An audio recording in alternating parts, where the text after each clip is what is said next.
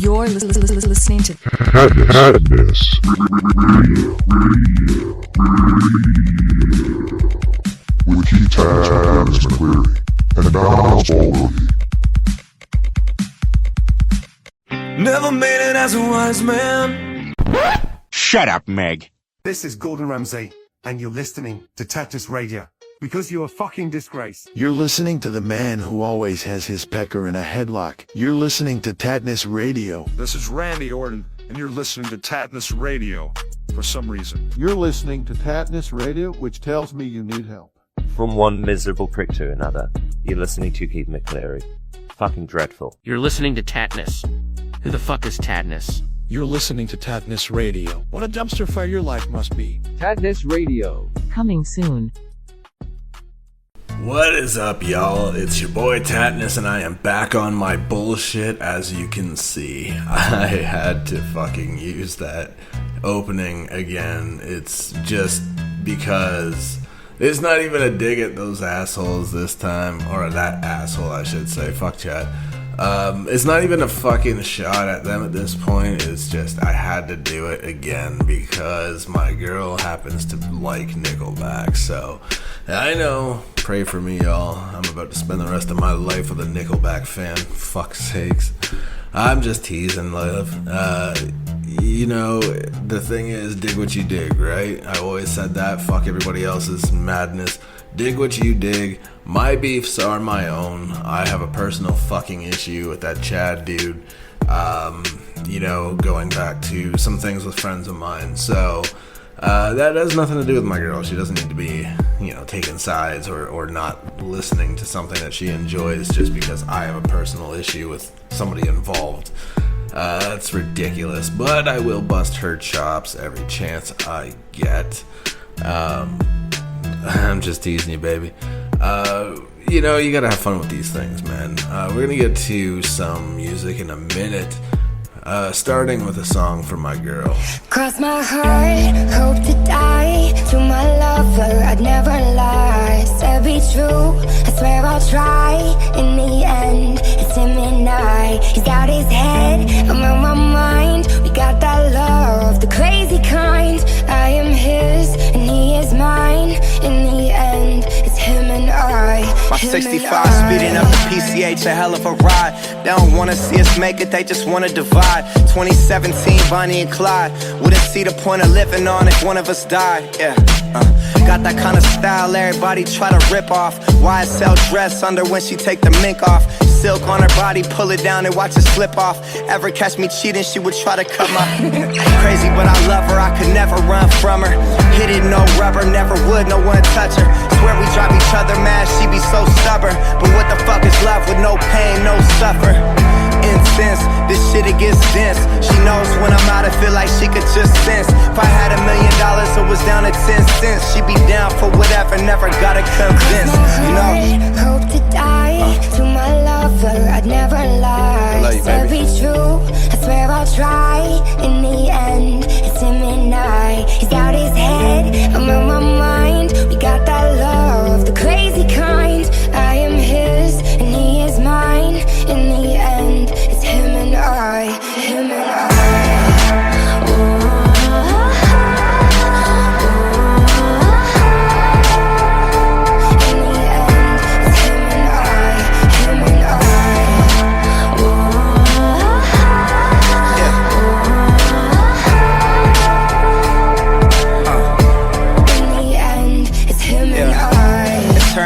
Mobbing to the end of time. Only one who gets me, I'm a crazy fucking Gemini. Remember this for when I die. Everybody dressed in all black suits in a tie. My funeral be lit if I ever go down or get caught or they identify. My bitch was the most solid, nothing to solidify. She would never cheat, you never see her with a different guy. Ever tell you different, then it's a lie. See, that's my down bitch, see, that's my soldier.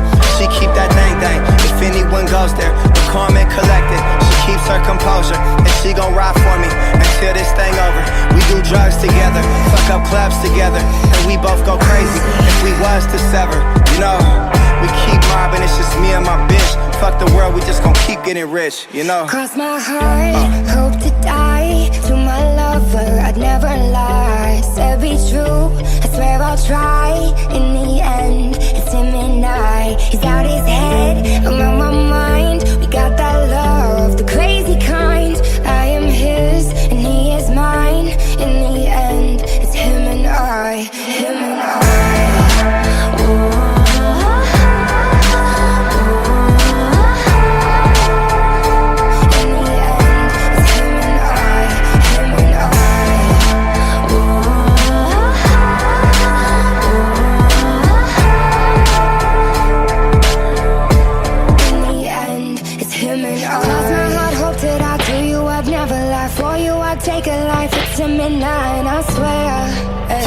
then I'ma ride with you. Mob and get money, get high with you.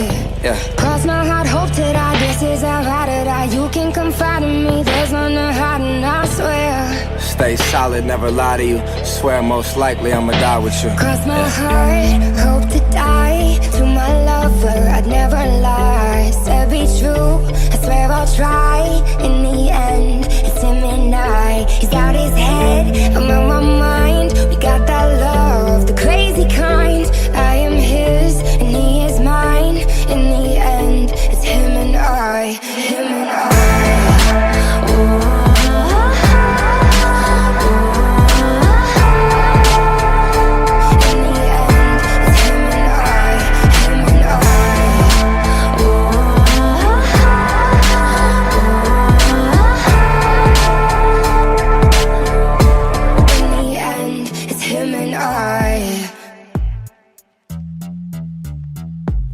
So as you guys may remember, back in 2020, I was involved with a movie where I would be playing a character named Austin Thomas, and Austin's advice on dating in your 30s was don't. And I know that seems a little jaded, but I agree with the character wholeheartedly, because if y'all have tried dating in your 30s, it's a fucking mess. It's an absolute dumpster fire. And I can vouch for that because I capped off my 30s with a couple failed relationships. So let me just assure you that at 40 it does not get any easier. But when you find a good person that doesn't play games, go behind your back, entertain other options when they say they're committed to you, if they commit and they want the same things as you, that's what you want in life, man. And I had to go through those failed relationships in order to learn what I want, what I don't want, and what I definitely will not tolerate. So you have to go through the hard shit to earn the good shit, I guess. You know what I mean? And I'm in a good place. I found somebody who wants everything that I want. We have the same end goal, and we agree on the way to get to that and what it takes to be there. So, you know, it's a two-way street, and that's a good thing. So far, so good, y'all. You know, when you're in a good relationship with someone that's like your best friend, you want to share everything with them.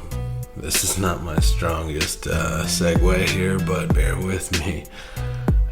Some people are totally against sharing, and that leads me to a news story in the US, of course, and I don't want to say that in a judgmental way. Sorry, America.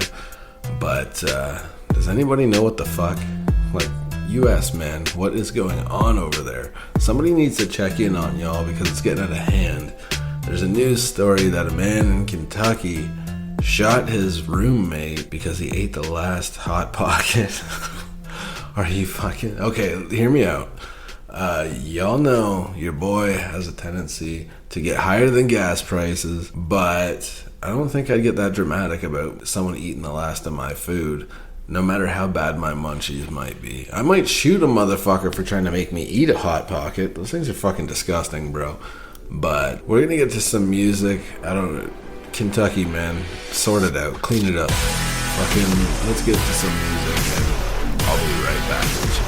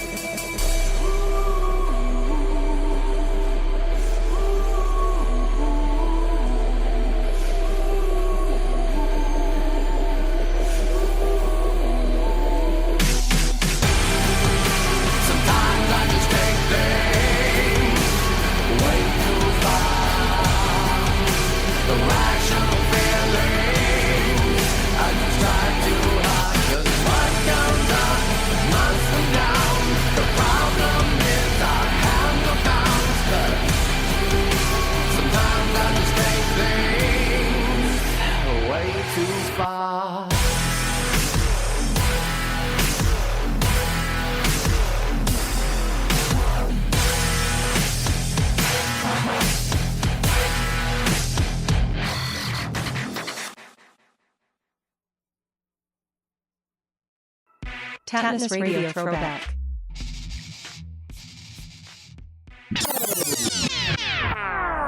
Kenny Olson, Kid Rock and the Twisted Brown Trucker Band. It can't all be bacon, bro. Yeah, it can't all be bacon. Gotta add a bunch of stuff. Bacon is cool, even just to say. It's good. It smells good and tastes good, and it's fun to say. Bacon. Yeah. I always like that word, bacon. And then if you add a K to it, you know, then it's like, and then it becomes more of a hobby. You know, I mean, bacon cakes, of course. Oh, yeah. I did a little bacon myself last night, but it was no damn cake. Yeah. Oh, yeah, I did that too. I forgot about that. The Tattness Podcast Uncensored. This all about giving, and then January, you just bust out on your birthday. You know, before it, just be like hanging on the islands. Yeah, man. I went to Florida. Me and your new bro, I'll come down and celebrate. I gotta go to his birthday party. Yeah. Yeah, and I've set up and tore down this stage with my own two hands. We've traveled this land, packed tight in minivans, and all this for the fans, girls, money, and fame. I played their game and had to scream my name. I will show no shame. I live and die for this, and if I come off soft, then you on this. Are you scared? Devil without a cause, and I'm back with the beaver hats and Ben Davis slacks. 30-pack of stroll, 30-pack of hoe. No Rogaine in the propane flows. The chosen one, I'm the living proof, with the gift of gab from the city of truth. I jabbed and stabbed and knocked critics back, and I did not stutter when I said that. I'm going platinum, selling rhymes. I went platinum 7 times. And still they're ill and wanna see us ride. I guess because the only God knows why.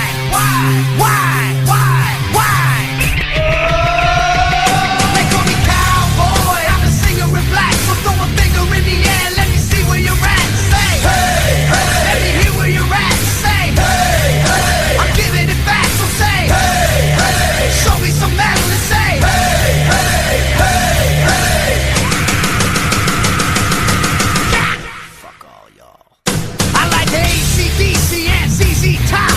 We'll see this beasties and the kings on rock. Skinner, Seeger, Limp, Korn, the Stones. David Allen Coe with No Show Jones. Yeah! Pass that bottle around. Got the rock from Detroit, soul from Motown, the underground stone. Fucking pimp with tracks that Mac and slap back the whack. Never gain away, I don't play with ass. But watch me rock with Liberace Flash. Pump rock the class, boy bands are trash. I like Johnny Cash and Grandmaster Flash. Flash, flash, flash, flash.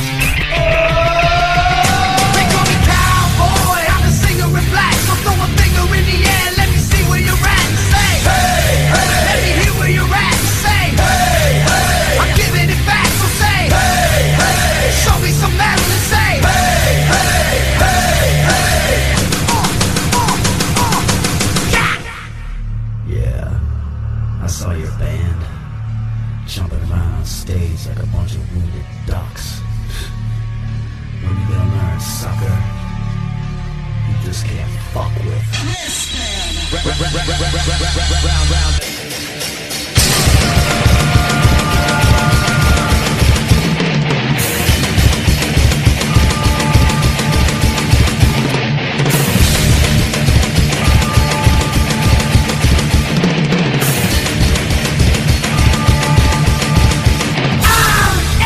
American badass, watch me kick.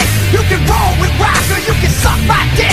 I'm a porno flick, I'm like Amazing Grace. I'm gonna fuck some hoes after I rock this place. Super fly, living double wide, sidecar my glide so Joe C can ride. Full sack to share, bringing flash and flare. Got the long hair, swinging middle finger in the air. Snakeskin suit, 65 Chappelle. See me ride and sin, hear the rebel yell. I won't live to tell, so if you do, give the next generation a big fuck you. Who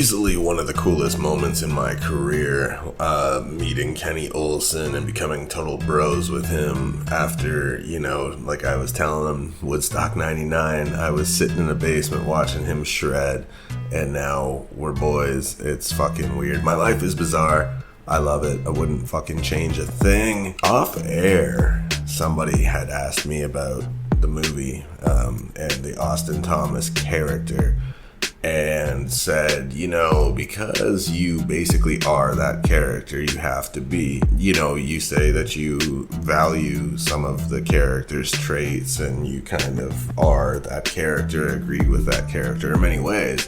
You know, how do you feel about relationships and dating at this point? Are you that jaded?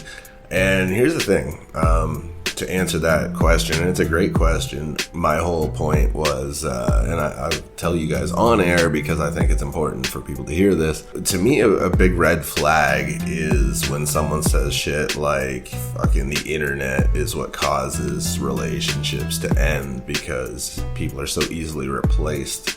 You just grab your phone and on to the next dating app and whatever. You know, I understand that mindset, but when someone says that, to me it's a red flag because it's just another way that people do not take personal accountability. Yes, the internet exists and it gives us access to other people, but you know what? The internet is just a fucking tool. Just like a gun doesn't go and start shooting people by itself, the internet does not go tracking down fucking ways to cheat on the person you're with or replace them. It's the user who does that shit. Take responsibility, take accountability. If you're doing shady shit, if you're entertaining other options while telling someone you're committed to them, if you're fucking disappearing on social media, fucking hiding that you're on, but you're actually on talking to other people, then you know what? The internet's not the fucking problem. The internet is not to blame. It's you and your shady ass behavior.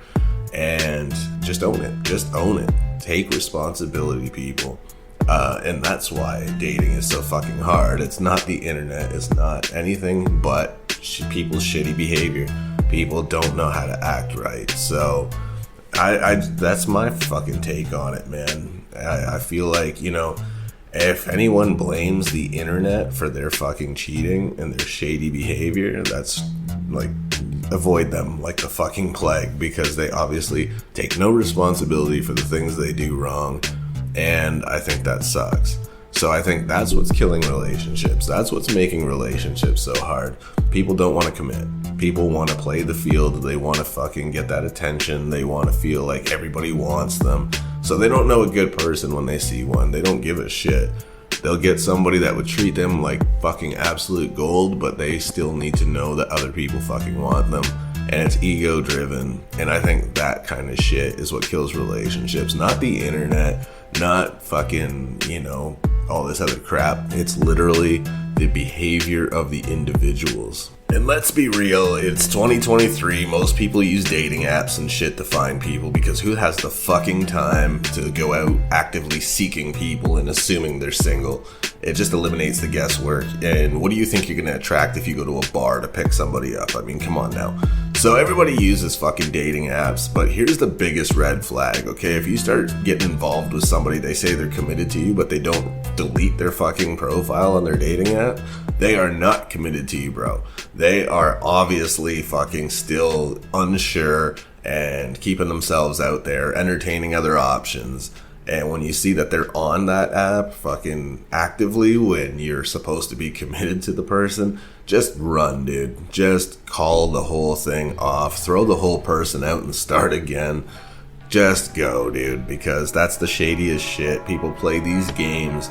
They want to see how much attention they can rack up, and it's just so toxic. Just be done with it. Don't, if your gut tells you something's off, it's off.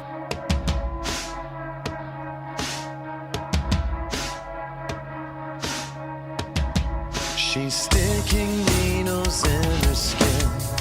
I turn with another grin.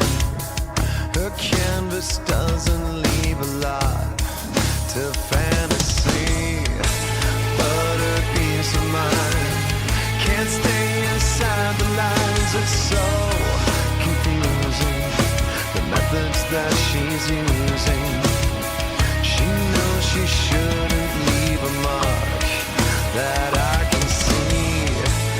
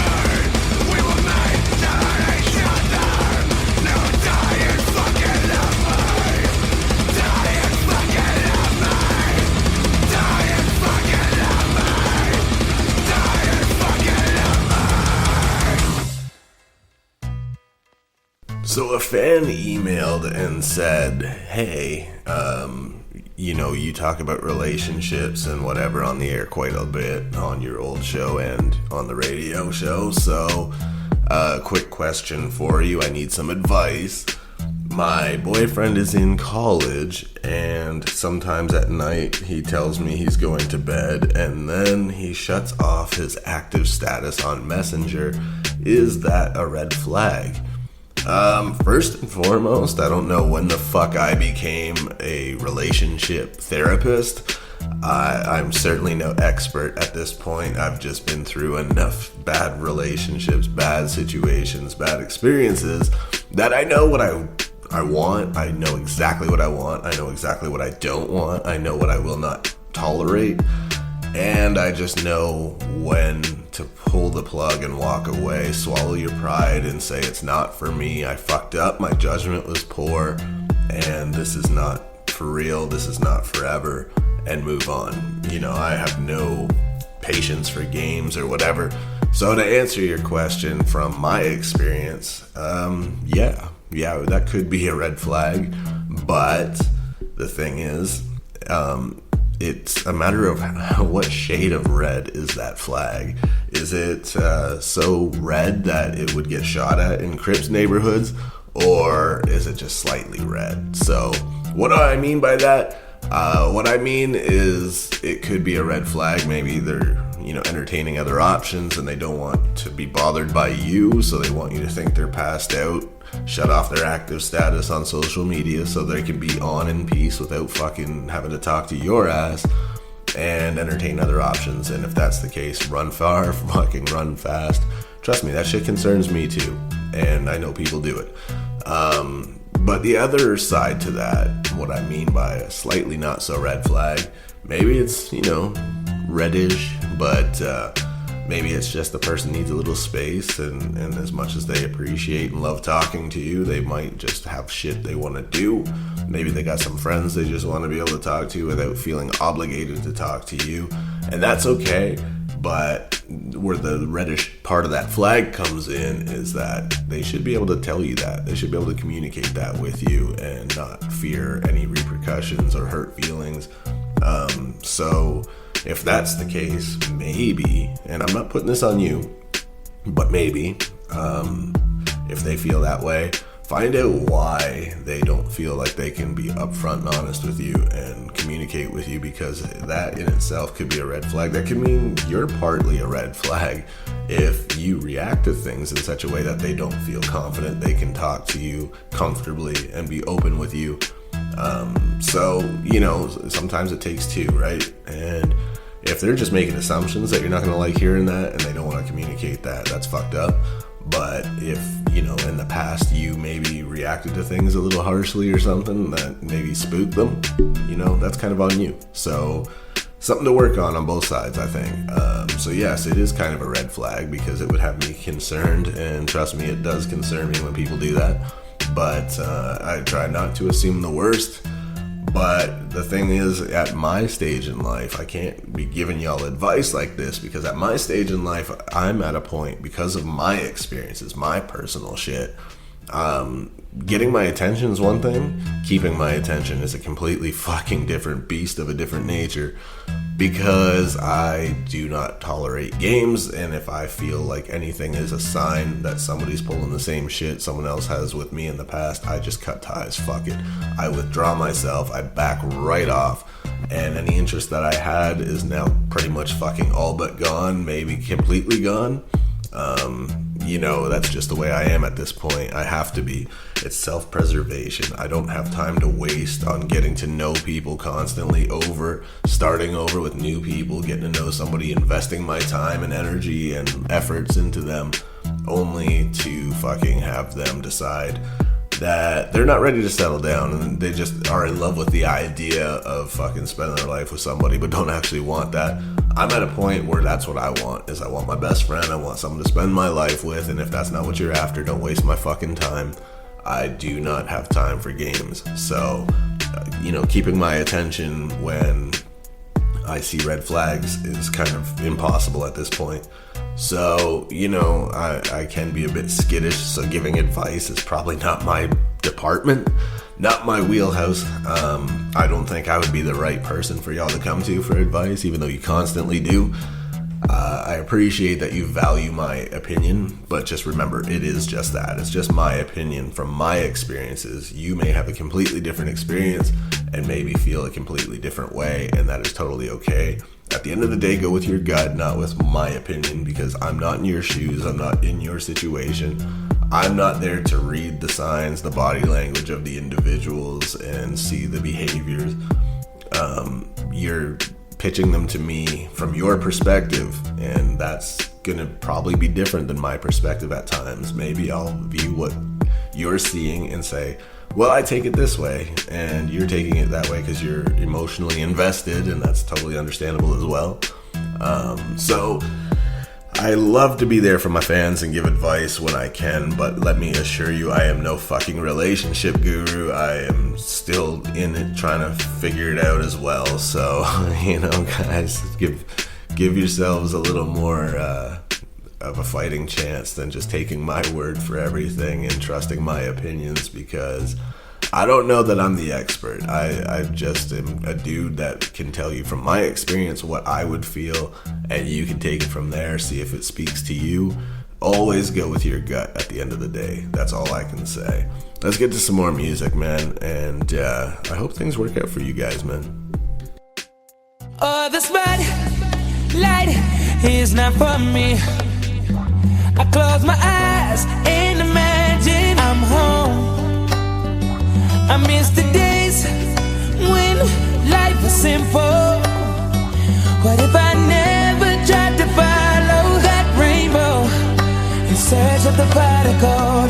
Whoa, in search of There's the some pot mother of out gold. there right now, about to have the next LeBron, searching for a pot of gold like a leprechaun. They say death comes in threes, who's next in line? And I just lost a best friend for the second time. Now I'm on a quest to find peace. Still gotta carry my peace and Suwu when it's reppin' time. Yeah, I don't understand, I'm misunderstood. Give Interscope 2 more albums, then I'm done for good. Sold 10 million records, ain't lead a hood. It's a cold world, everybody need a hood. And everybody doing time, stay headstrong. You still got a chance to live, even though you dead the wrong. spotlight is not for me. I close my eyes and imagine I'm home. I miss the days when life was simple. What if I never tried to follow that rainbow in search of the pot of gold? In search of the pot of gold. Sometimes I try to do good, but I just can't be. It's hard to get myself to do things that ain't me. And y'all should thank me, but my haters busy trying to send me home early. But you can't New Orleans saint me. I ain't a saint, B. I ain't a god, God. I ain't an angel neither, but I try hard, y'all. I'm lighting up for all my soldiers at war as I sit back and watch the ashes on my cigar fall. Wayne just came home and tipped back on the yard, dog. Guess Pujols ain't the only one playing hardball. Light is not for me. I close my eyes and imagine I'm home. I miss the days when life was simple. What if I never tried to follow that rainbow in search of the pot of gold? Whoa, in search of the pot of gold.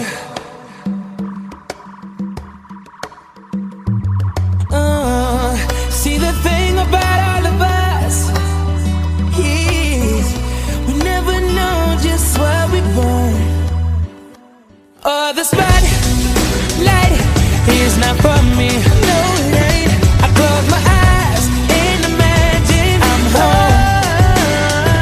I miss the days when life was simple. Yeah. What if I never tried to follow that rainbow? Search for the pot of gold. Yeah. In search for the pot of gold.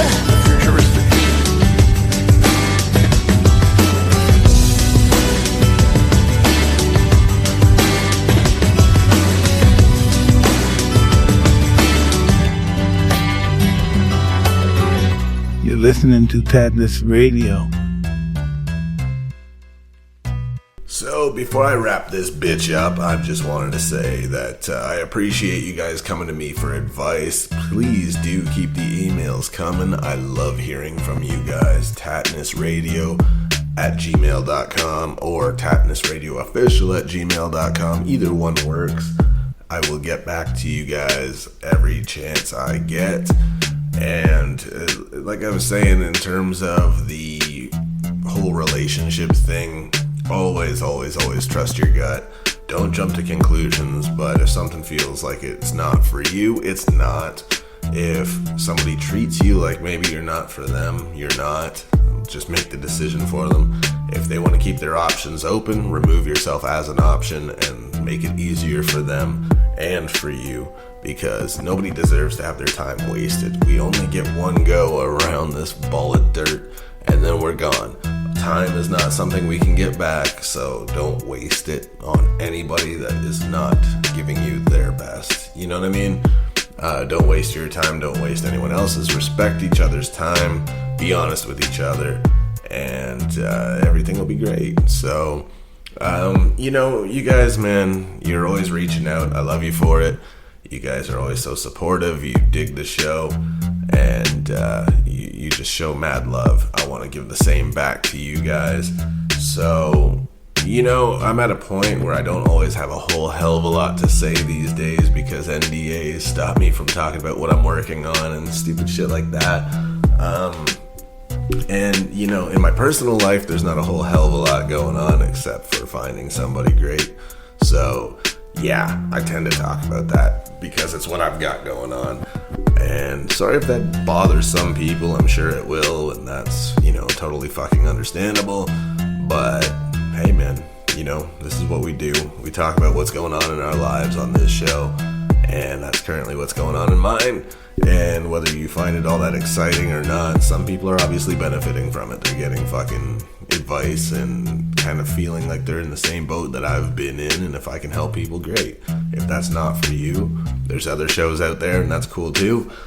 I ain't losing sleep over it, man. It's a fucking beautiful thing to have free will. You can listen to whatever the hell you want, even if it ain't me. So, I appreciate those of you that give me your time, is basically what I'm saying. You guys are so committed.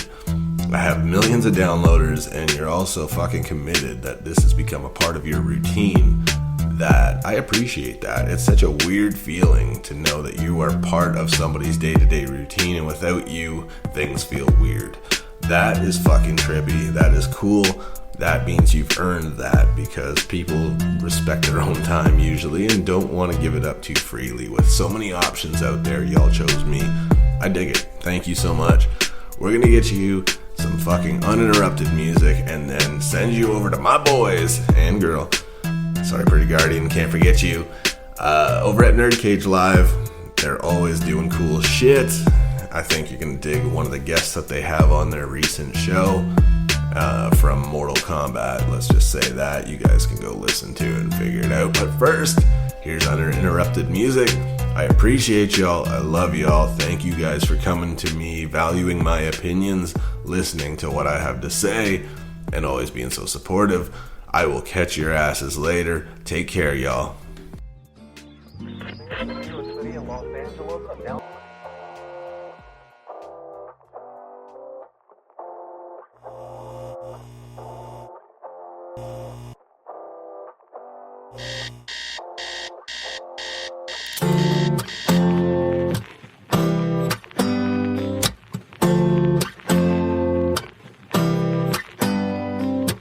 I'm a little bit off today. Something down inside me's different. Woke up a little off today. I can tell that something's wrong.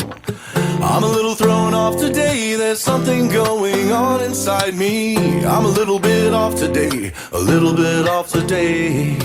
I'm a little bit off today. See, I'm a little bit off today. I cannot put my finger on it. Got up a little off today just to play that same old song.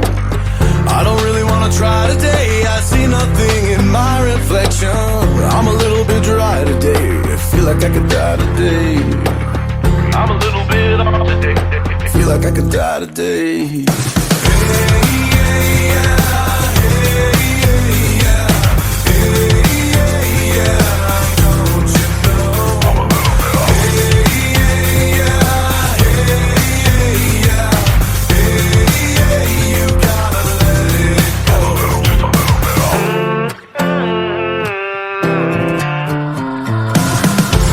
Pissed off today, and there ain't nothing you can do about it. I'm a little put off today, and I could not tell you why. Got a really short fuse today, everyone around me's fucking crazy. I'm a little ticked off today, a little pissed off today. I'm a little bit off today. I told a little white lie today. I smiled and told someone I loved them. I had to say goodbye today to someone that I love. I couldn't even cry today. I think my heart is finally broken. Didn't need a reason why today. I don't need a reason why today.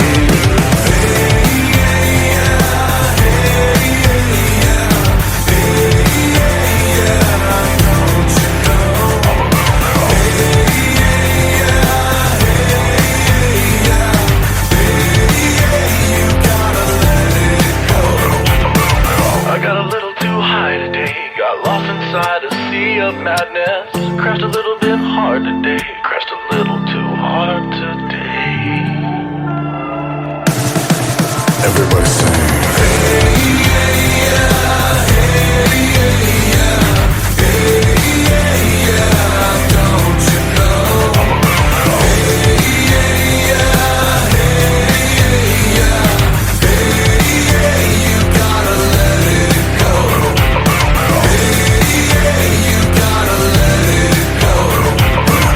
I'm a little bit off today. Something down inside me feels so different. Just a little bit off today. You can all fuck off today.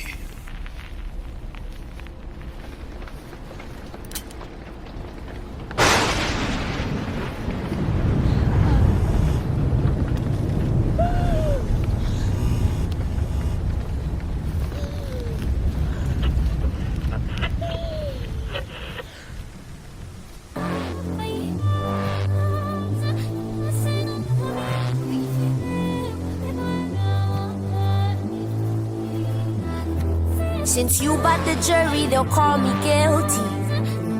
They'll call me guilty. You bought the jury, they'll call me guilty. Even though you know the real me, you can't be the cheater, convincing unbeliever. And I ain't in my feelings, I'm out. But I let you say that you're the good guy. Cause this ain't what love looks like. Play like you're the good guy. Play like you're the good guy. Here we go, again, from heroes to villains. Used to be yo, Romeo, but we both were jilted a couple of times, so we had a slippery slope to deal with. But still, it gave me hope that we'll get through it together. A severed earlobe mailed to you in an ENVE lope would be dope, but what kind of lengths can you go?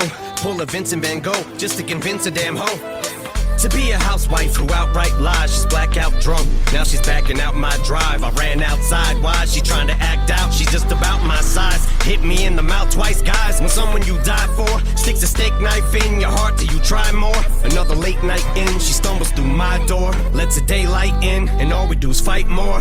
And I ain't violent, but she's going through my drawers to plant the KY in. I'm getting accused by a whore who smells like St. Ides and who's probably screwed 5 more guys, sucked 8, 9 men. I'm taking 2x4s to our 8x10s. Picture 2 I tore out the frame, I win. Put up a new high score, beat this game I'm in, and here's some 2-ply for when you date my friends in order to wipe your ass. When you moved your bowels, when we renewed our vows. This the thanks I get, I'm waiting for the day I can hear you say, Marshall, what a skank I've been. And there's a new guy, you're being replaced by him. Got your tubes tied for him, got that boob job for him. Hurts me to my core, but the pain I'm in. After you I swore to make the gray skies end. Here come the rays like wind, you get a pay hike. And am I the good guy or do I just play like him and hope that he dumps you? It's like a dream come true, just to scream fuck you. Guess you take life in the same way you play dice then, cause you just look at me and roll them little snake eyes. And since you bought the jury, they'll call me guilty. they'll call me guilty. You bought the jury, they'll call me guilty. Even though you know the real me, you can't be the cheater, convincing unbeliever. And I ain't in my feelings, I'm out. But I let you say that you're the good guy. Cause this ain't what love looks like. You can't be the cheater, convincing unbeliever. I ain't in my feelings, I'm out. But I let you say that you're the good guy. Play like you're the good guy. Play like you're the good guy.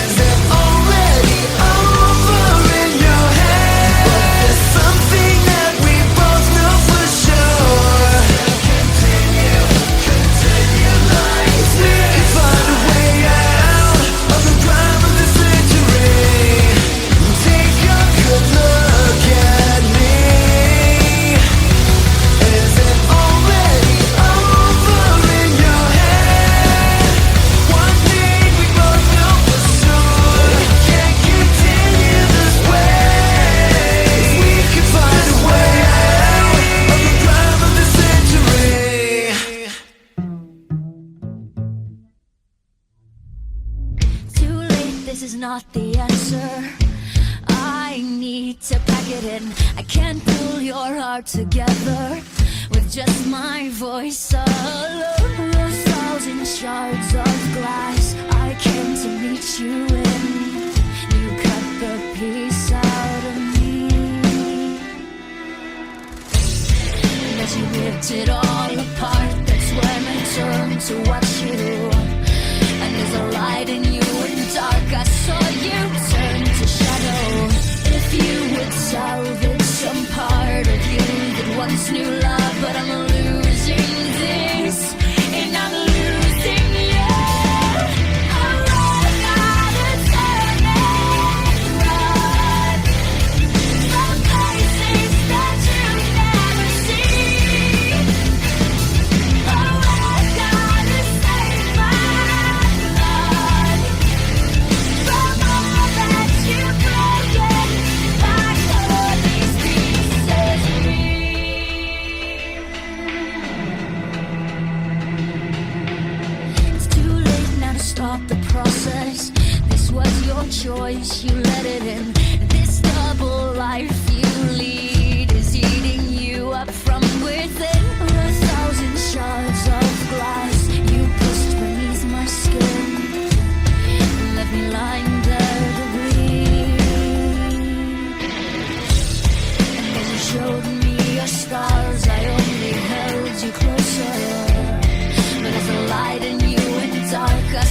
you turn over.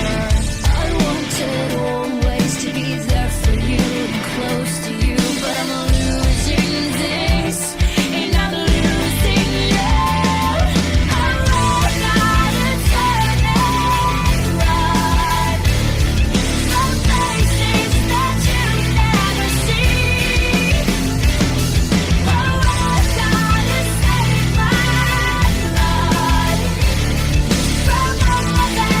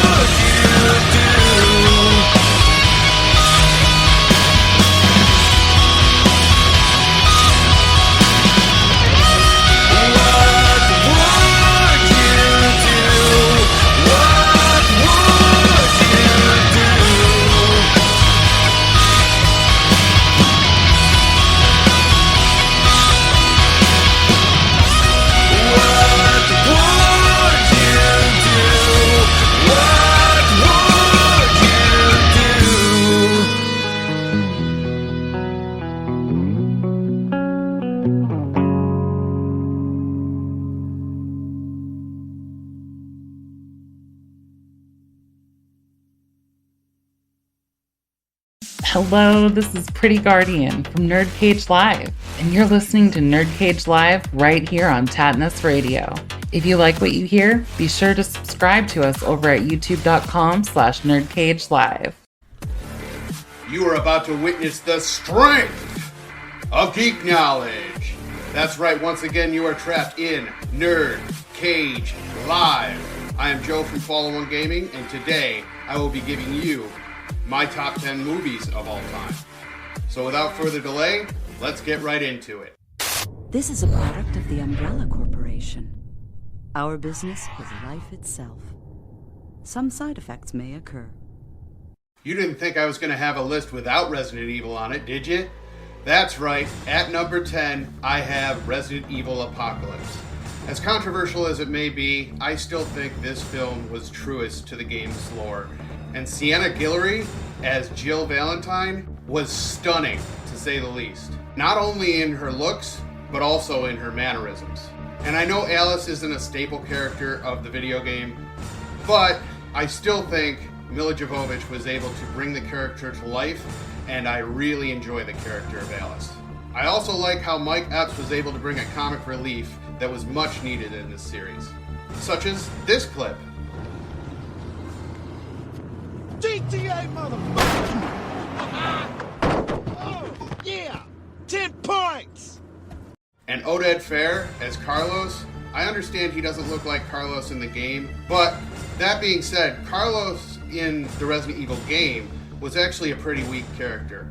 I think Oded Fair was able to make him stronger for this film. And he gave that action hero feel that we all needed. And the thing that absolutely blew me away in this film is how they were able to bring Nemesis to life with nothing but practical effects. It was masterfully done, in my opinion. Say what you want about the Paul Anderson films, but I still think this film was able to nail it the best.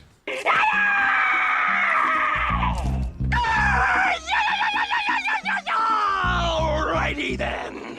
You guessed it, at number 9 I have Ace Ventura: When Nature Calls. And Jim Carrey's hilarious performance in this was absolutely amazing. I love the wide range of hilarious scenes and quotable moments in this. In fact, let's roll the clip. Hi there, nice to see you. Bumblebee tuna? Bumblebee tuna! Excuse me. Your balls are showing. Bumblebee tuna? I just can't get enough of this movie. It was so fun for me as a child, and that is exactly why I had to put it on this list. Do, re, Egon! That's right, at number 8, I have the original Ghostbusters. This movie was so fun for me growing up. It has an amazing soundtrack, and I love the performances by all the actors. However, I do have to say, Bill Murray as Peter Venkman stole the show in this one. I love all of his hilarious scenes. That being said, next clip, please. Everything was fine with our system until the power grid was shut off by Dickless here. Is this true? Yes, it's true. This man has no dick. I also love all the ghosts and monsters in this, like the Gatekeeper and the Keymaster, the dogs, Slimer, the Stay Puft Marshmallow Man, Gozer. They were all done really well in my opinion. This movie is an absolute classic and a must-watch for me every single Halloween, which is why it absolutely deserves a place on this list.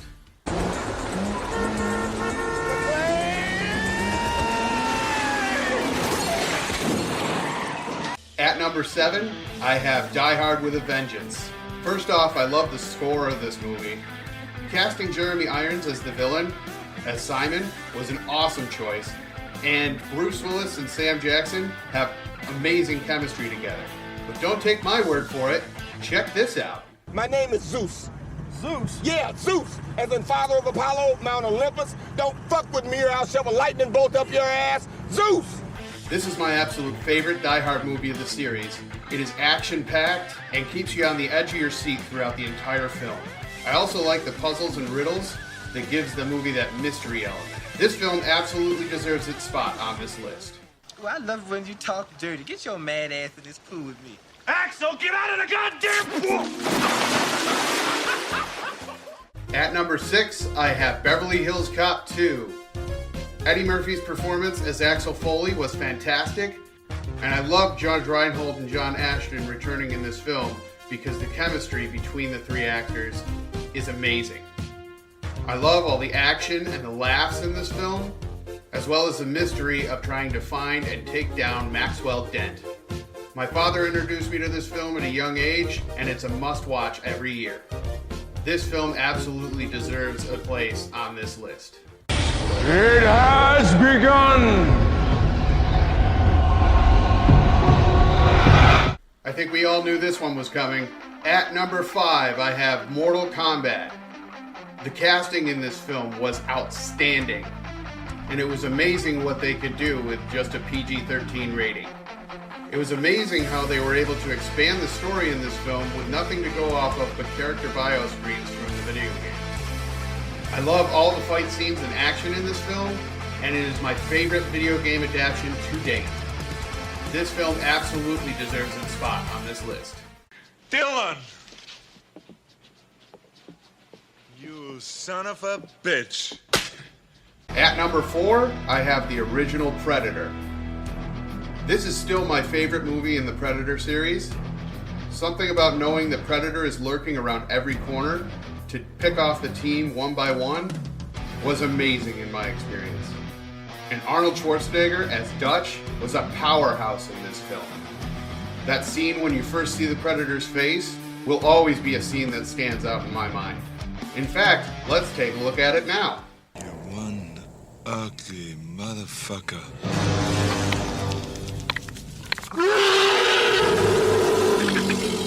This movie has great action, suspense, and horror, and it's a masterpiece of a film.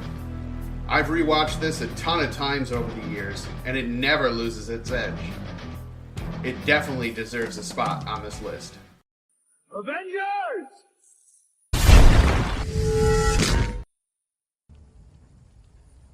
Assemble. This might be a bit controversial, but at number 3, I have Avengers Endgame. I love the humor in this with Fat Thor and all of the action throughout the film. And this film had so many scenes that were worthy of a standing ovation that it is still my favorite Marvel movie of all time. However, my favorite scene of the movie is this one.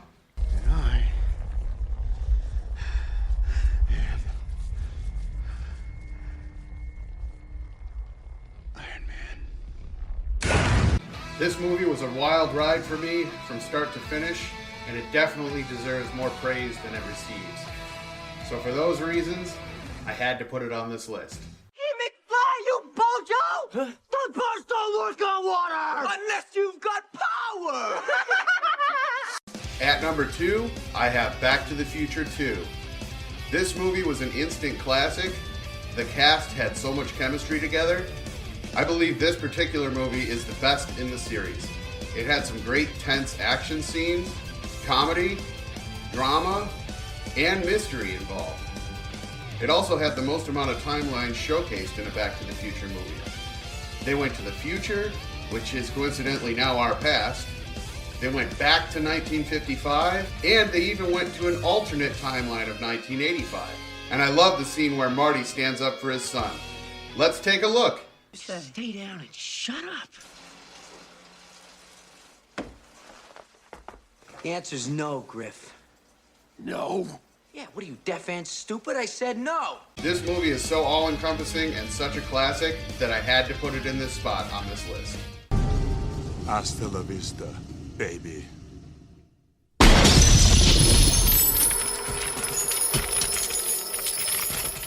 Finally, at number 1, I have Terminator 2, Judgment Day.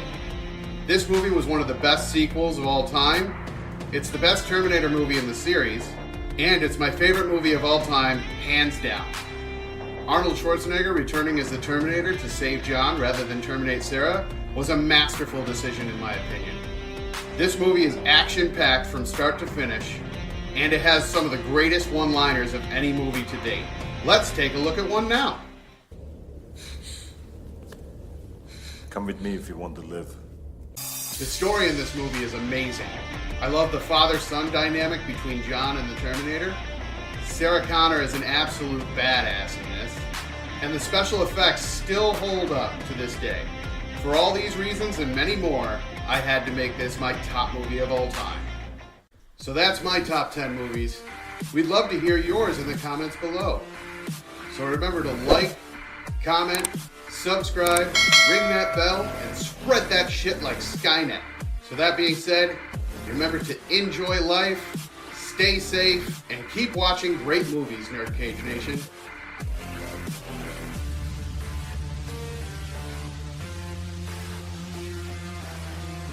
Hey there, Tattness Radio listeners. Do you want the chance to win a free brand new Xbox Series X? All you have to do is subscribe to Nerd Cage Live over on youtube.com/nerdcagelive. Once we get to 1,500 subscribers, we'll release a video on how you can enter. No purchase necessary. Contest is for US and Canada only.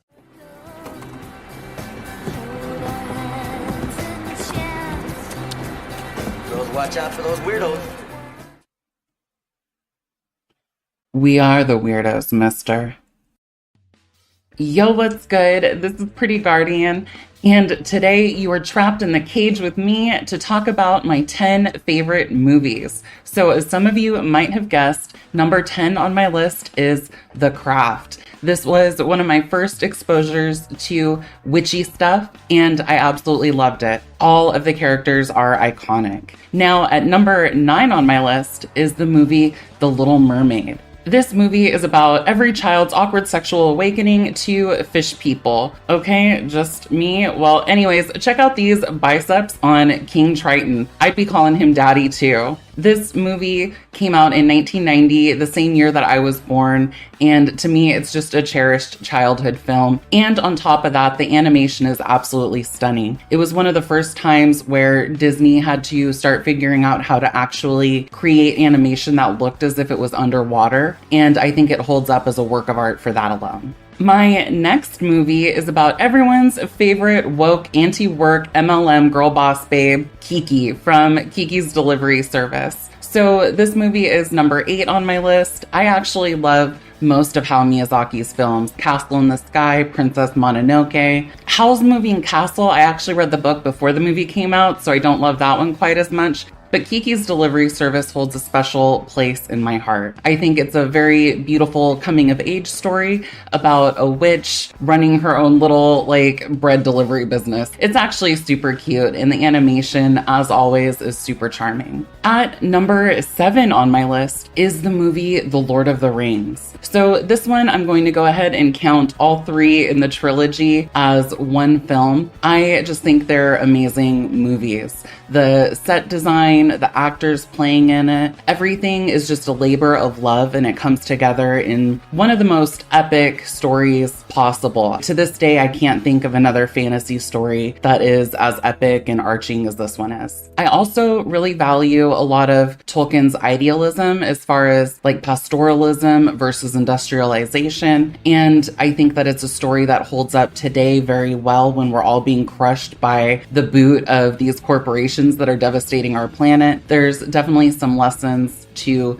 still be pulled from there. My favorite film in the trilogy is the second one. Particularly, there's a few scenes that I love, but when those tree ants come running out of the forest to help the allied races take down Sauron's tower and everything, that was so epic, and I loved it. I think that this often happens when you have trilogies, where the first movie, it's kind of like the quest is still winding up, and then when you get into the third movie, it has to have all these big climactic action scenes. And in the second movie of Lord of the Rings, you definitely get a lot of those action scenes, but I feel like it does a really good job of fleshing out the world in much the same way as the second Star Wars film did for that trilogy. At number 6 on my list is the movie Showgirls. This movie starred Elizabeth Berkley. It came out in 1995, and in it she plays this young, badass, rough and tumble girl named Nomi Malone, who is hitchhiking her way to Vegas with the dream of being a dancer. And this movie, a lot of people thought it was really bad. I don't think it did very well during its theatrical release. It's had a little bit of a cult following since then, but what I love about it is you know, Vegas is one of my favorite places to go party. So I love kind of that portrayal of Vegas where you can see like the flashing lights and the glitz and the glamour. And the movie definitely exposes a lot of the dark underbelly there too, but I just think it's a lot of fun. There's a lot of people who felt like Elizabeth Berkley's acting was really bad. I thought that she was playing it very straight as far as being this like bright-eyed, naive girl kind of navigating her way through this like Vegas stardom scene. And one of the things that I love about this movie, and to some degree, like most of the movies on my list, is there was a real earnestness to it. So even if you don't like it, I felt like the characters were being real, the director was being real. And I say real as in the sense of like they were being authentic, like they were honestly trying to put forth a good work. And I think when you look at the finished product and the value and everything that it has in there, I think you can definitely see that honesty in it. At number 5 on my list is the movie Mean Girls. I think that Tina Fey is an amazing writer, and this is easily one of the most quotable movies ever. It's about this teenage girl named Katie Heron who has been on safari in Africa with her parents for most of her life, and then she comes back to America and she's going into high school, and she's drawing comparisons to kind of like the animal hierarchies that you see in the school. And I think it's a really interesting exploration of that. And also it's just super hilarious. One thing that I don't necessarily love about it is we have a lot of mid-20s actresses portraying high school kids. For example, Rachel Adams was 25. And so for me in high school, when I first saw this movie, it definitely kind of gave me some body image issues. But that aside, I actually think that Rachel Adams is an excellent actress, kind of the perfect person to play Regina George because she has this genuine politeness and kindness to her to where she's able to give that facade so well, even though we know like what a sinister and unkind character she actually is in the film. For years after this, like me and my coworkers, when I worked in urgent care, we would wear pink scrubs on Wednesdays because on Wednesdays we wear pink. And so for me, this movie is definitely just one that's kind of shaped a lot of my sense of humor and one that I really enjoy.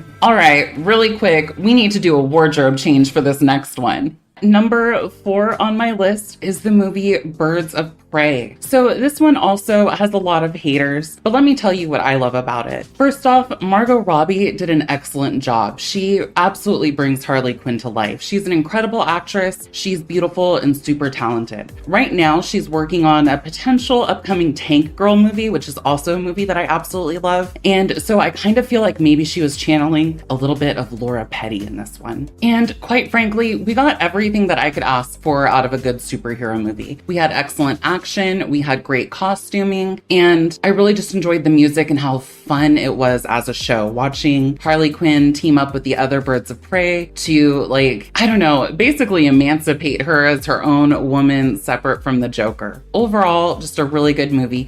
And it brought me one of my favorite breakfast sandwiches. I actually made it here for y'all. So you take a ciabatta roll, you got bacon, you got egg, you got American cheese, and a little bit of hot sauce on the top. Fuck, that's good. I think I just need to work on this for a minute.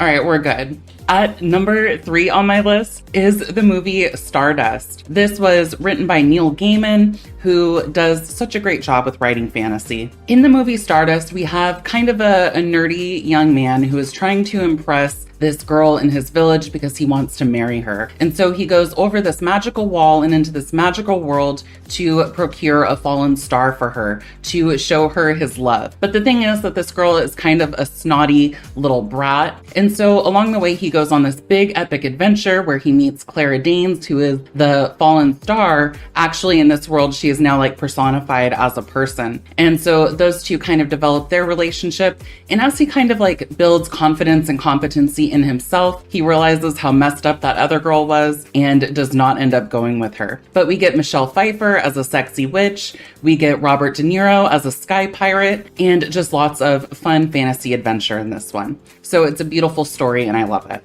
At number 2 on my list is the movie Everything Everywhere All at Once. So this movie, if you've seen it, you'll understand immediately why I love it so much. First off, I feel like it's one of the few movies within the last few years that actually has an important message as far as confronting nihilism and finding the joy in existing in these bleak times. But as if that wasn't enough, we also have amazing set design. I love the use of color and cluttered frames, and even with like the subtitles and the super text and how they interpose those. And then the acting was just phenomenal. Literally everybody in this cast, Michelle Yeoh, Jamie Lee Curtis, like everybody in this movie was amazing. It had great action sequences, great humor, and was a joy to watch. Finally, at number 1 on my list is the movie Wonder Woman. So back when this movie first came out, it had a tagline in the advertising. It was power, grace, wisdom. And I thought that was so stupid. Like, you wouldn't say Iron Man, power, grace, wisdom. But then when I actually watched the movie, I realized that it wasn't talking about grace as in elegance. It was talking about grace as in forgiveness. So when we look at the psychology of our superheroes, one of the things that sets them apart from these more modern, cynical superheroes like you would see in The Boys is that a lot of these old school superheroes like Captain America and Wonder Woman and Superman, they actually, at their core being, they want to help people. So Wonder Woman is from the island of Themyscira, which is where all the Amazons, a group of woman warriors, live. And she comes out into the world of man, and she's a bit naive to the world, and she's confronted with war and strife and kind of the ugliest things you could possibly see in the world. And when she's confronted with that, I think a natural response could be, oh my God, this is terrible, I need to end this. And, you know, she might also even recoil into herself a little bit more, kind of going, you know what? I understand why the Amazons left y'all. But when Wonder Woman is confronted with all that, she actually turns the other cheek and she goes, you know what?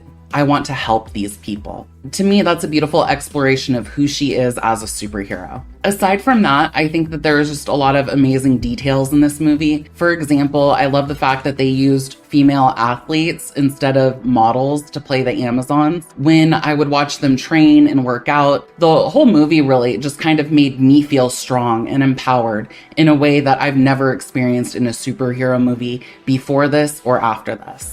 And then going back to those little details, there's things like the throne room scene, where in a lot of traditional Greek architecture, you have a strong use of columns, whereas in this one, they used kind of a spiral shape on the throne to give it a more sapphic feel. This is an island of strong, powerful women. And so overall, this movie really touched me, and I can't give it enough credit for that. So thank you so much for watching my list today. I had so much fun making this video. Please give a like and subscribe and do all those YouTube-y things for my sandwich here. It's not me who wants it, it's the sandwich. Anyways, thanks again for watching. Love you so much. And until next time, this is Pretty Guardian, logging out.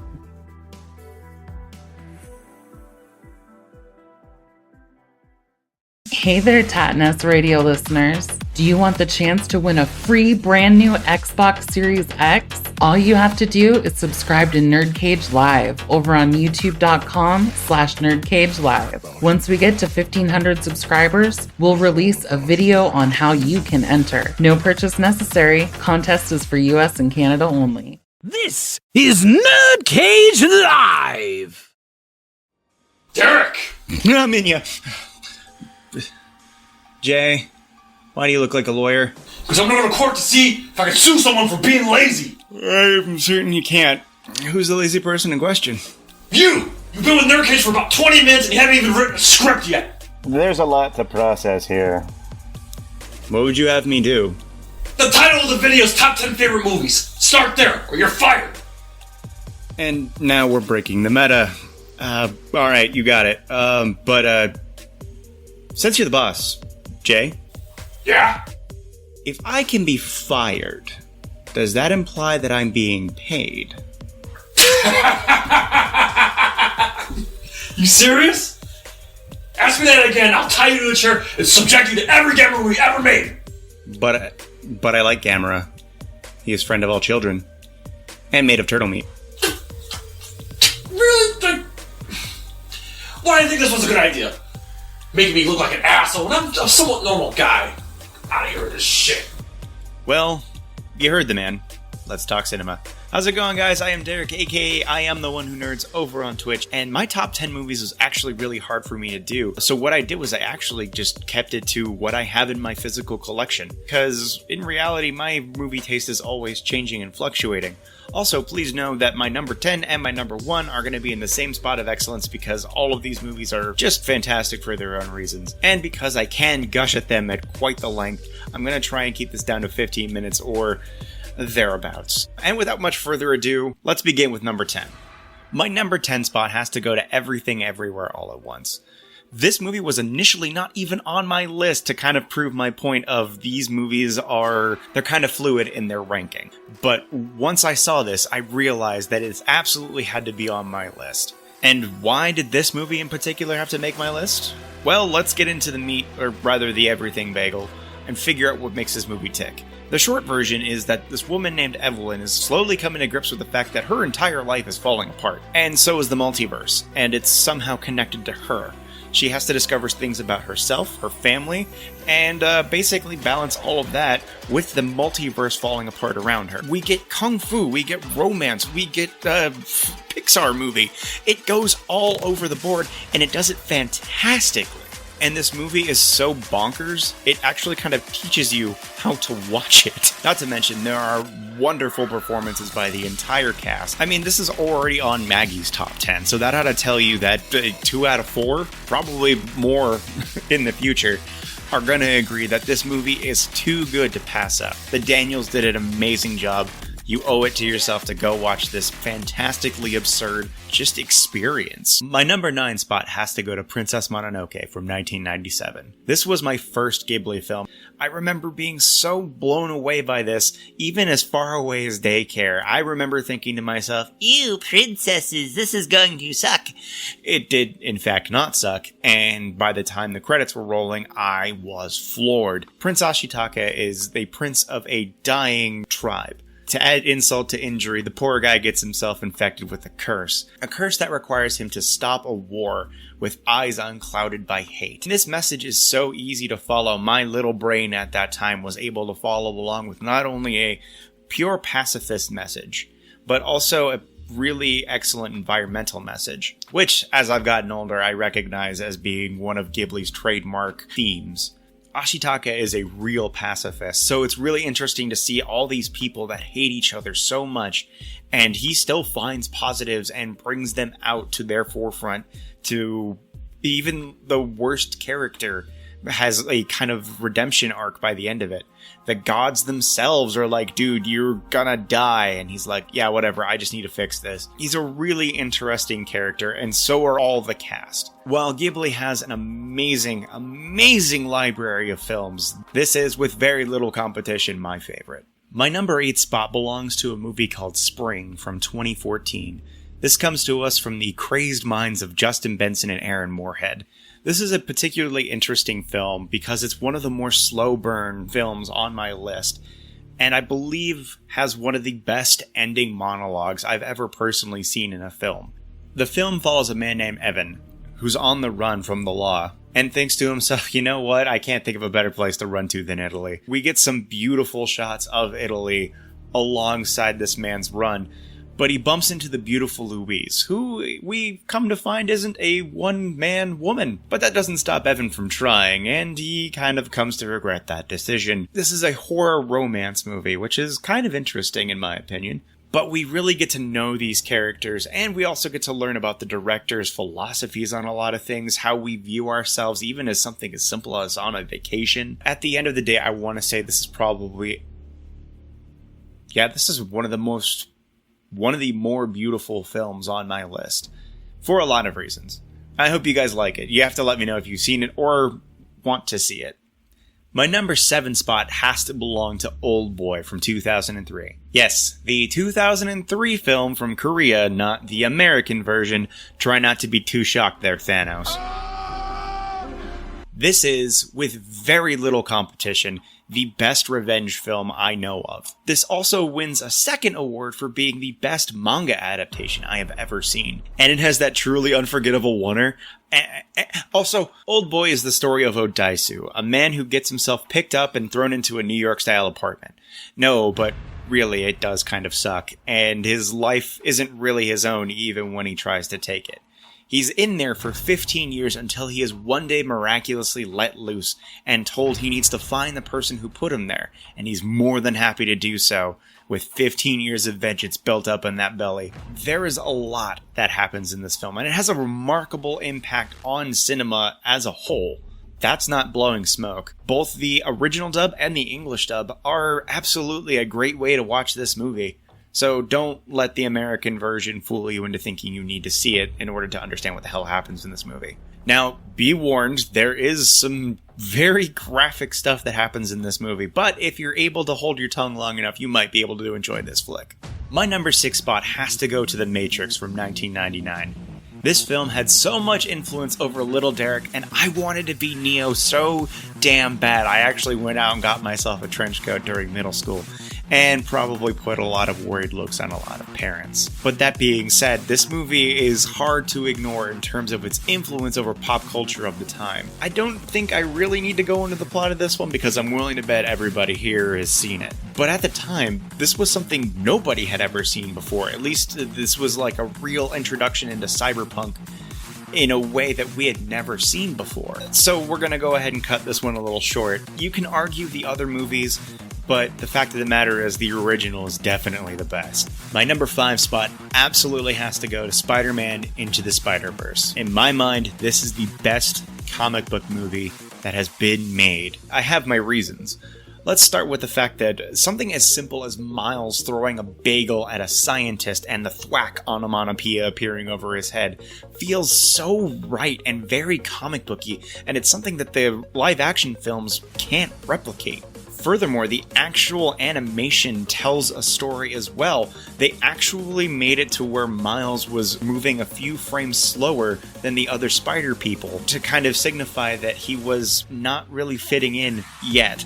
But after that skyscraper sequence, his whole frame rate changes, and he's able to keep up with them. And that is an attention to detail that I truly love. Also worth noting is that amazing voice cast. We have Haley Sitfried, Mahershala Ali, Shamalik Moore, Jake Johnson. We even have Nicolas Cage in this movie. It's so much fun to watch. If you haven't seen it, do yourself this favor. Go see it right now. My number 4 spot has to go to Parasite from 2019. This is one of those movies that is very similar to Everything Everywhere because it's a multi-genre film and it does each genre fantastically. We start off with a heist flick that turns into a supernatural horror that turns into a class warfare film. You might be thinking to yourself, a lot of those don't make a hell of a lot of sense together, but allow me to assure you they absolutely do. Follow the Kim family, who's really poor, and they come up with a way to make a lot of money and basically legally rob the Park family, who is very, very wealthy, like disgustingly wealthy. But they come to soon realize that their intentions and even their motives are not original to themselves. This movie did so well, it actually got an American Academy Award. Bong Joon-ho is no slouch when it comes to directing. We've seen him in Snowpiercer and The Host, but this is easily my favorite film of his because of just how fluid he's able to tell this story. We get some amazing performances out of everybody involved. The twists and turns are just out of nowhere, but they feel perfect.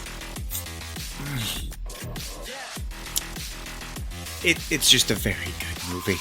If you haven't seen it, just shut up and do it. I'm getting angry about it. My number 3 goes to Evil Dead 2 from 1987. In my mind, this is the perfect horror sequel. It does everything that makes the original great and then improves upon it. And to me, that's what makes this movie so damn groovy. Though the plot is a soft reboot, we follow a man named Ash Williams who's only trying to squat in the middle of the woods with his girlfriend in an abandoned camp. Right? It's abandoned? It's not abandoned. It's actually host to a evil tape recorder that has the lines to the Necronomicon translated within, and his girlfriend gets possessed, and it makes him go crazy when he has to kill her. But unfortunately, his troubles aren't over yet. The original owners are actually on their way to the cabin, so will Ash be able to save them and his own sanity? Probably not, but it's definitely a hell of a thrill ride to figure out what happens. Ash is one of my favorite horror protagonists. We get to see him at his lowest and at his highest. We see him go crazy. We see him get sick of this shit and get on board with ass-kicking deadites. Oh, God, it's so great. While Army of Darkness is definitely Bruce Campbell having fun, I think that this is the most Ash he ever has been. This is my go-to horror film for a very good reason, because it is just packed to the brim with practical effects, gore galore, enough to probably drown some poor soul, and is somehow a perfect balance of comedy and horror and action-adventure towards the end. Again, there's a lot that's retreaded here, but it somehow manages to keep it fresh. About as fresh as a severed hand. Okay, I need to stop myself from gushing like that wall with the hole in it. My number 2 spot is probably going to end up being my most controversial, because it's Star Wars: A New Hope from 1977. This is so weird to me, but as an avid fan of the films, the original films, there wasn't all of this putrid anger towards the franchise. And I appreciate, to some degree, why people are up in arms about why things are the way they are. I have my own opinions on them, but let's try and focus on the original. The original, to me, when I was a kid, was about a guy stuck in the desert, which I was, being told he needed to fight in this great war. This movie is a perfect blend of original, like, Celtic, go save the princess in the castle, but turning it into a sci-fi. And it doesn't, like, it never really clashes. Like, it always felt organic. It all kind of worked. I mean, come on, they gave us these! Now, the plot was about a little desert boy going off and fighting in a great war, but it was mostly about, like, hope and being able to be more than just the sum of your farmer parts. You are, in fact, someone who can go out there and do anything you set your mind to, and you kind of have this weird destiny waiting for you. It's a great fantasy, and frankly, I will always love these movies. And it's kind of weird that I have to defend myself preemptively.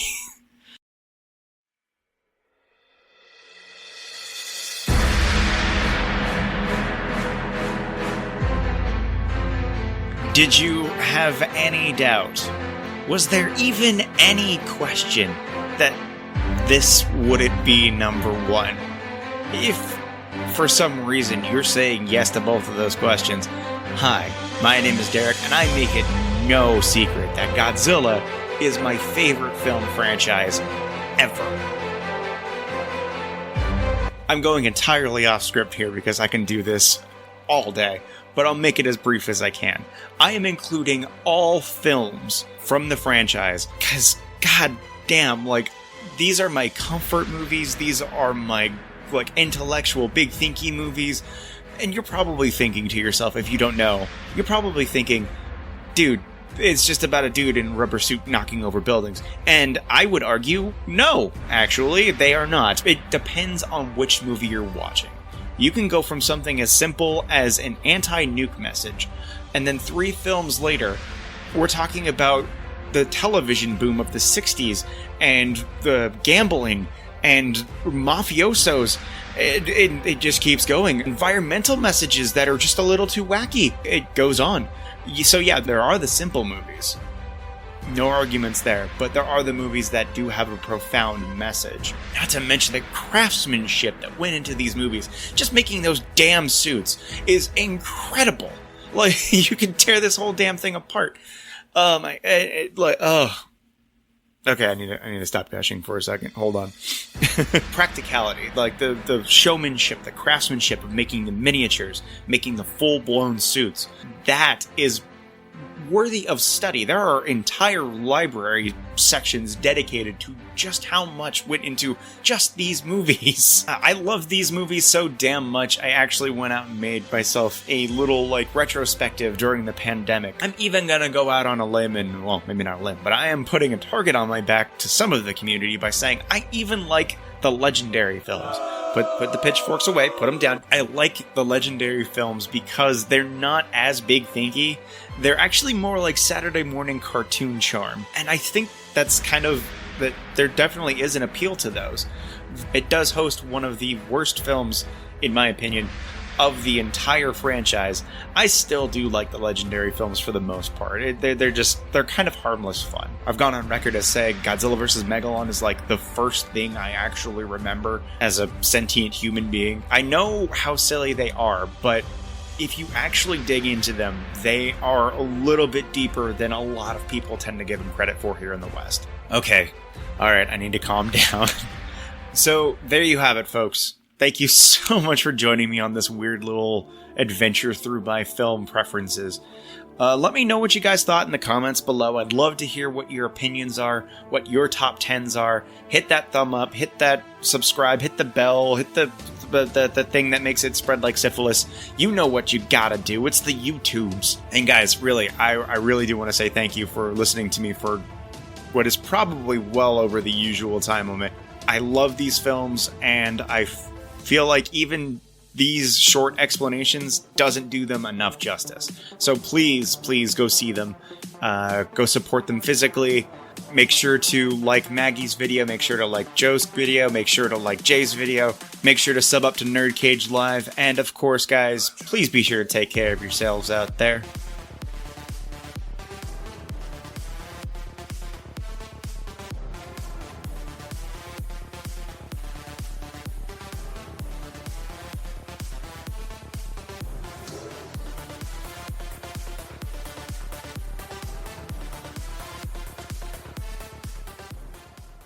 Hey there, Tattness Radio listeners. Do you want the chance to win a free brand new Xbox Series X? All you have to do is subscribe to Nerd Cage Live over on youtube.com/nerdcagelive. Once we get to 1,500 subscribers, we'll release a video on how you can enter. No purchase necessary. Contest is for US and Canada only.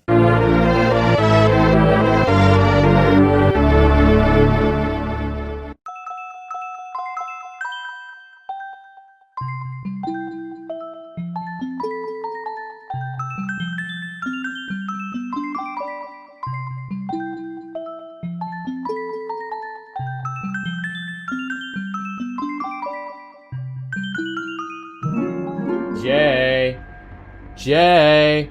What's going on, Jay? This is Elder God Tabmock99. This is no dream, but a divine vision. I'm here to let you know that Derek, Joe, and Pretty Guardian all just released fantastic top 10 movie videos. But now, the cycle must come full circle. It's up to you to release your top 10 favorite movies. But I must warn you, I did not see that coming. This is not the future I imagined.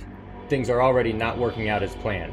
But I must warn you that if you do not release your top 10 favorite movies and include Mortal Kombat in the list, you will end up in the Netherrealm, just like Joe. So go forth, release your top 10 movies, and ascend to the pantheon of Elder Gods. Prepare yourself to witness the strength of geek knowledge.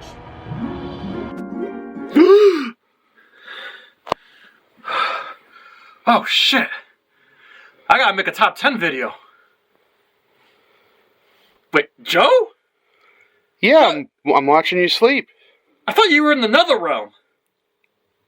Well, I ended up getting out of there, but don't worry. I'll get you back someday. Fair enough. Let's make this video! You're now about to witness the strength of geek knowledge. Hey, this is Jay, and sorry for the delay.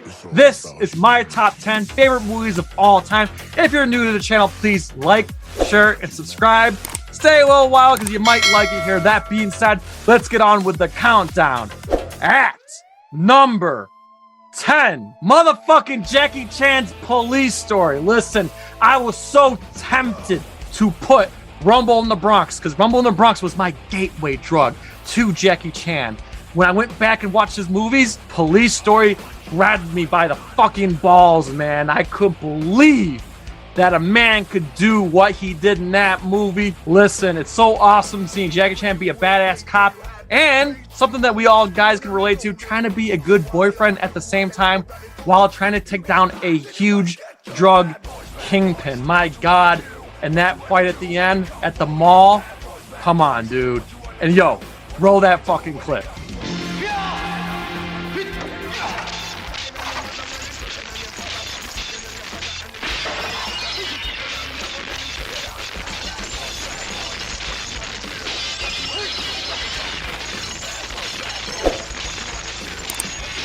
That shit's insane! This is why Jackie Chan's Police Story is my number 10 movie of all time. At number 9, there's gotta be something out there better than man. There has to be. That's right. The Planet of the Apes is my number 9. This is the movie my mother introduced me at a young age, and my God, say what you want about the special effects, say what you want about the prosthetics and the makeup. This movie is peak science fiction and storytelling. And yes, we all know that twist at the end, but come on, whether if you know the ending or not, the way this movie unfolds is incredible. And my God, that performance from Charlton Heston and the rest of that goddamn cast, Roddy McDowell and so on. Planet of the Apes, even though all these movies are great, none of them come close to the original. And that's why this is at number 9. And yo, one of my all-time favorite franchises ever.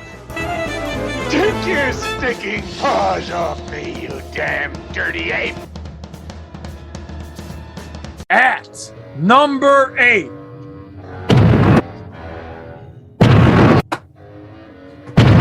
Yo, y'all hear that?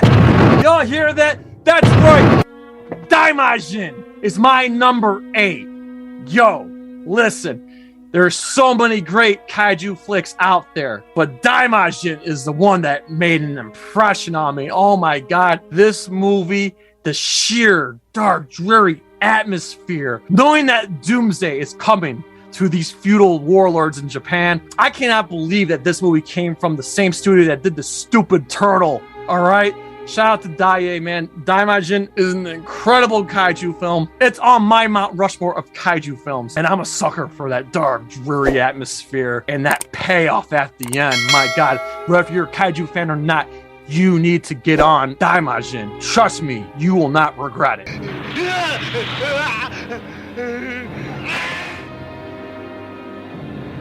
At number 7, to protect the sheep, you gotta catch the wolf. King Kong ain't got shit on me. Oh, you want me to suck your dick?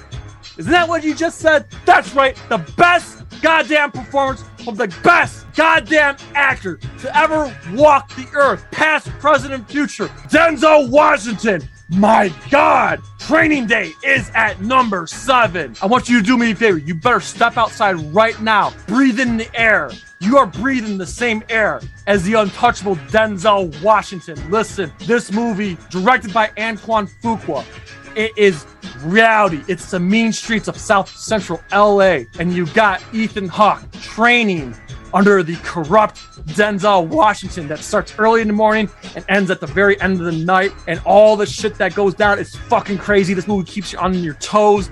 And my God, again, that performance from Denzel is godlike. And that is why he's my favorite actor. And that is why this movie is my number 7.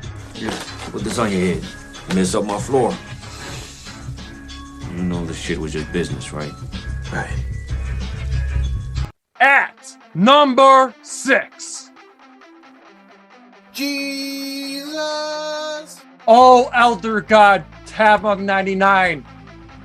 I'm here to appease the Elder Gods because Mortal Kombat 1995, it has begun, is my number 6. What is there more to say? This is the greatest video game movie of all time. Always has been, always will be. Whether if you're a fan of Mortal Kombat or not, this movie has it all. Action, martial arts, a good, compelling story, characters we love brought to life. I mean, Joe said it best. This game had storytelling in the arcade by story pages. Credit to Paul Anderson, he fleshed all these characters out.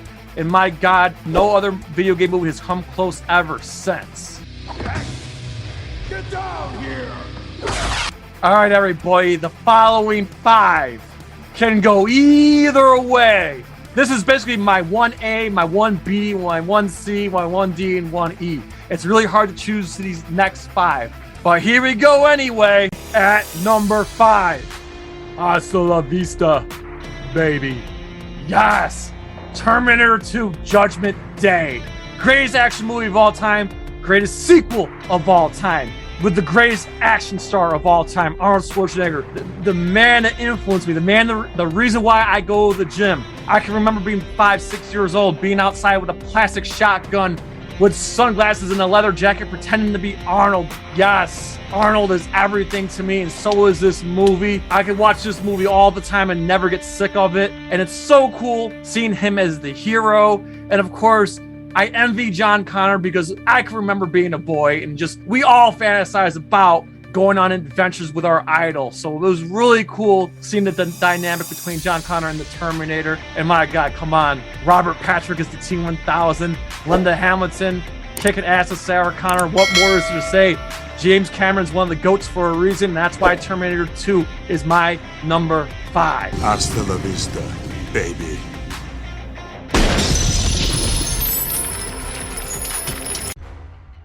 At number 4, look out! Yes, the King of the Monsters, the original 1954 Gojira, aka Godzilla. You had to know Godzilla was going to appear somewhere on the list. And you know what? As much as I love most of the Godzilla movies, not all of them, most of them, I'd say about 99% of them, yes. Okay, maybe a little less than that, but none of them come close to the original. Again, the dark, dreary story, politics in there, the anti-nuclear message in here, and just seeing Japan meet its doom to a monster that just represents all the horrors and terrifying things about nuclear weapons upon a nation that's experienced it once before. Really, none of them came close. I never get sick of watching it. It's definitely an annual watch, and I feel like if you've never watched a Godzilla movie before, you should start with this. I know it's cliche saying the first one's best, but it's just fucking true how good this movie is. Just like the previous movie that on my list, this is another 10 out of 10. At number 3,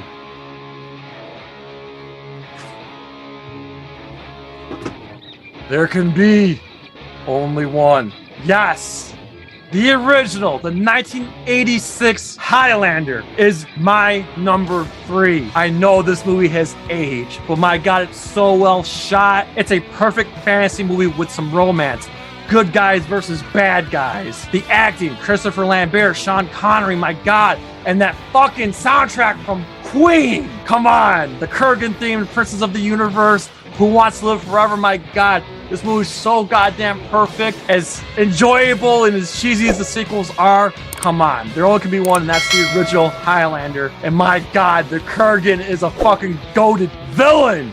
Yes! I have something to say. It's better to burn out than to fade away.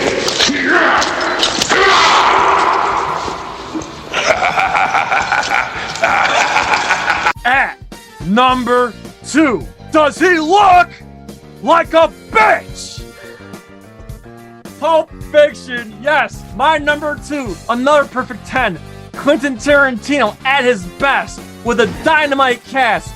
Bruce fucking Willis, Uma Thurman, Sam Jackson. We get a great performance out of John Travolta. Come on, that cameo from Christopher Walken. About to watch in his ass. Like, come on, dude. This is a perfect crime movie. That out-of-order storytelling is just so magnificent. And so many attempts have been made from other movies and other directors. They don't come so close to the GOAT. My favorite director, Quentin Tarantino. If you haven't watched Pulp Fiction, do yourself a favor. Grab some popcorn and just enjoy the bloody ride. Best crime movie ever. And you will know my name is the Lord when I lay my vengeance upon thee.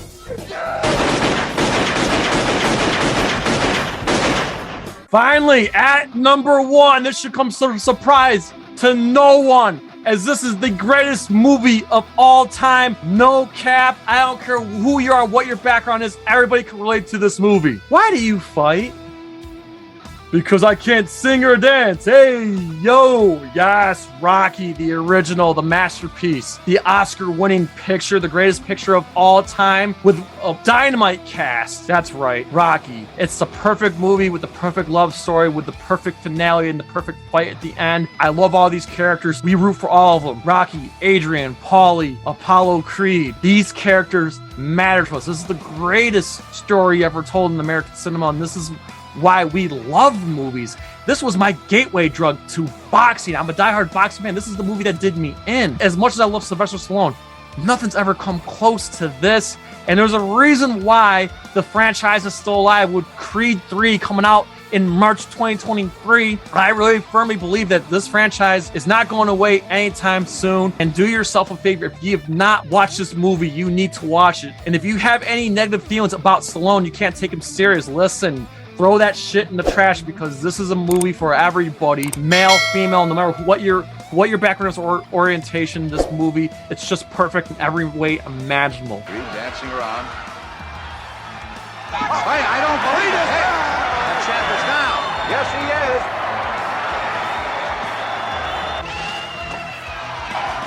is. So yes, that is my top 10. Again, sorry for the delay, but listen, everybody, please, I would love to know, what is your top 10 favorite movies of all time? What do you think of these movies? Have you seen these movies? Do yourself a favor. Find a way to stream or buy or rent these movies, because they may be my favorite movies, but you need to watch them. And now, as 2022 is coming to a close, thank you to everybody for helping this channel grow, making it our best year ever. When we come back in 2023, we're going to continue to get to know the Cage. The four of us are going to discuss TV shows, animated shows, and all that good stuff. So stay tuned. The best is yet to come right here on Nerd Cage Live. And remember, like, share, and subscribe, and we'll see you soon.